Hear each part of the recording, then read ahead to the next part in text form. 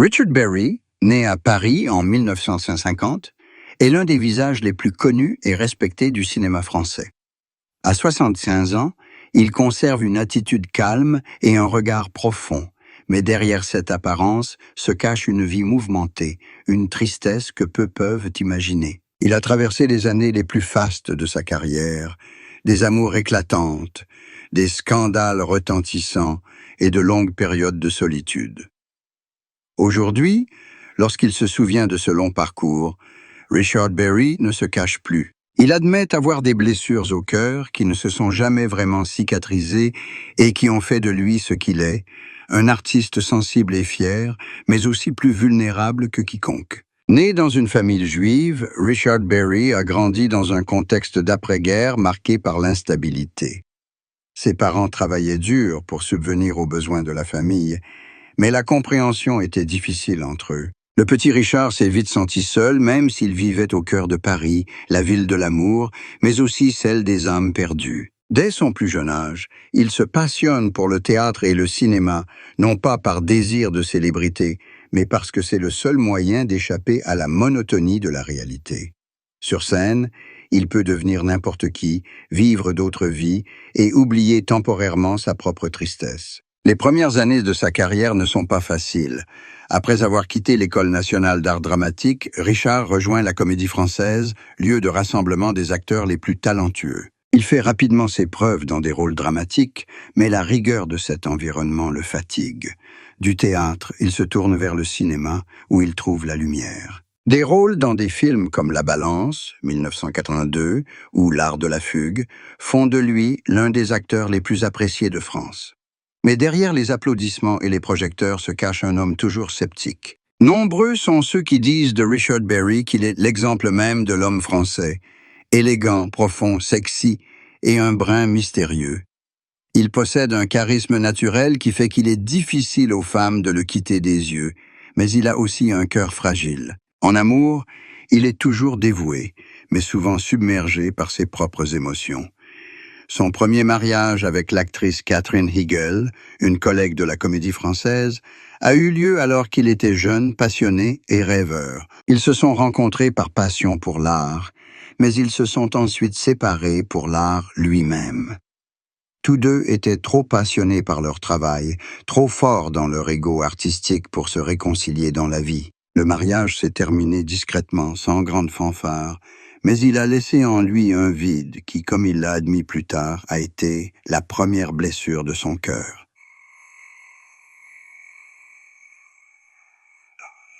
Par la suite, Richard Berry a eu de nombreuses relations, notamment avec des femmes célèbres comme Jean Manson et Jessica Ford.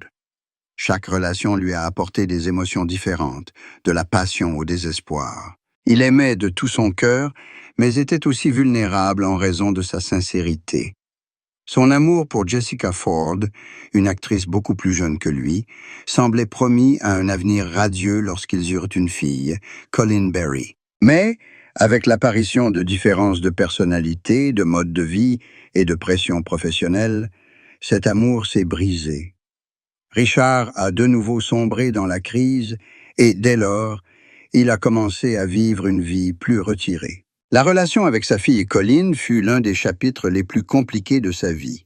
Bien qu'il l'aimait profondément, des malentendus et des ruptures les séparèrent pendant de nombreuses années. En grandissant, Colleen gardait en elle des souvenirs incomplets de son enfance, celle d'un père à la fois proche et distant. Ces dernières années, lorsque les scandales familiaux furent à nouveau évoqués dans la presse, Richard Berry choisit de garder le silence. Il ne voulut pas se défendre, ni prolonger la douleur. Dans une rare confidence, il se contenta de dire « La seule chose qui m'a vraiment blessé, c'est la perte de l'amour de ma fille.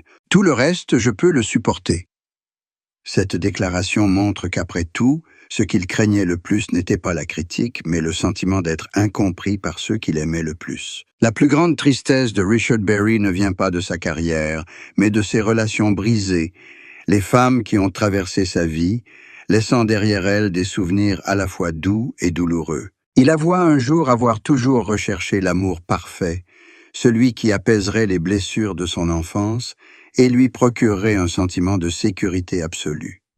Mais peut-être parce qu'il en attendait trop, il était toujours déçu. Son mariage avec sa femme actuelle, la chanteuse Pascale Louange, marqua un tournant décisif. Ils se rencontrèrent à une époque où Richard était mûr, expérimenté et acceptait ses propres limites. Pascale, par sa douceur et sa compréhension, devint un précieux soutien spirituel.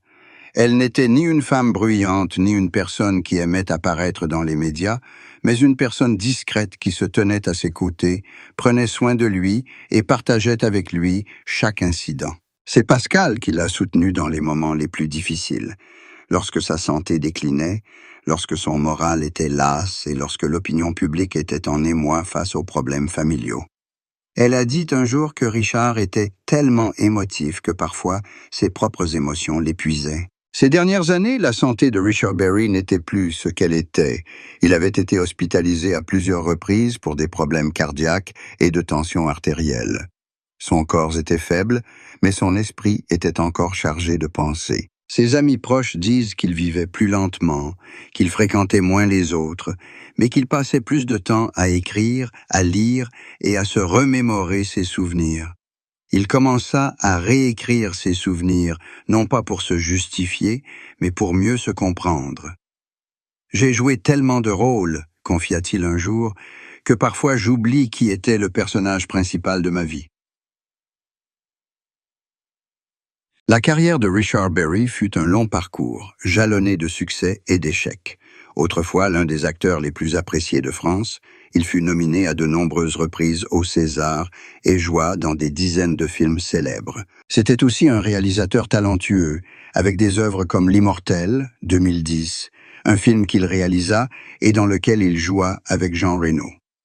Mais comme beaucoup d'autres artistes, derrière ce halo se cache un compromis. Il déclara un jour « Chaque rôle est une part de mon âme qui m'est enlevée. » C'est peut-être pourquoi, avec le recul, il a le sentiment d'avoir perdu plus qu'il n'a gagné. Aujourd'hui, la vieillesse ne lui fait plus peur. Au contraire, il l'accepte comme une étape naturelle de la vie. Chaque matin, il met de la musique classique, prend un café avec sa femme, puis s'installe pour écrire quelques lignes dans un vieux carnet. Ses pages sont remplies de pensées sur la vie, l'amour, les gens. Il n'écrit pas pour publier, mais pour préserver les souvenirs qui lui restent. « J'ai peur d'oublier un jour, dit-il. Alors j'écris pour me souvenir d'avoir aimé, d'avoir souffert, d'avoir vécu de tout mon cœur. » Et c'est peut-être là l'aveu le plus sincère de Richard Berry. La plus grande tristesse de sa vie ne vient ni des scandales, ni de la maladie, ni de sa carrière passée, mais du fait qu'il lui ait fallu trop de temps pour apprendre à s'aimer et à se pardonner. Mais aujourd'hui, à 75 ans, il a enfin trouvé la paix dans les choses les plus simples. Dans le regard de sa femme, dans le sourire de ses enfants, dans les après-midi venteux de Paris et dans le murmure paisible de son cœur. Richard Berry n'est plus l'étoile brillante qu'il était autrefois, mais il est la preuve que malgré les nombreuses blessures de la vie, on peut toujours trouver la lumière en sachant affronter ses ténèbres intérieures. Ainsi, à 75 ans, il est non seulement un acteur légendaire, mais aussi un symbole de courage, de bonté et de conviction que même dans la plus profonde tristesse, une beauté indestructible peut subsister.